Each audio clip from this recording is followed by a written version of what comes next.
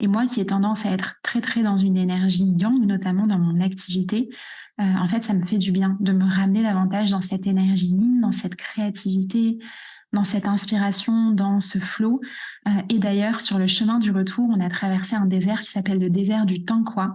Et pendant ces quelques heures, on a traversé ce désert. J'ai eu toute une inspiration d'une formation qui verra peut-être le jour en 2024. Mais j'ai vraiment voilà toutes les idées fusées, la structure, le découpage des modules. En fait, j'étais absolument inspirée par le décor autour de moi. Et c'est super intéressant parce que souvent, quand on est entrepreneur, on a tendance à penser que travailler, c'est que quand on est devant notre ordinateur, alors que l'inspiration, souvent, elle se trouve à l'extérieur.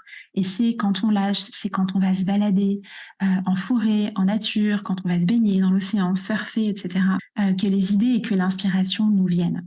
Voilà, donc ça, c'est aussi quelque chose à pas négliger dans notre équilibre d'entrepreneur et dans cette dynamique en fait de voyageur entrepreneur ou d'entrepreneur nomade, comme moi j'aime bien l'appeler.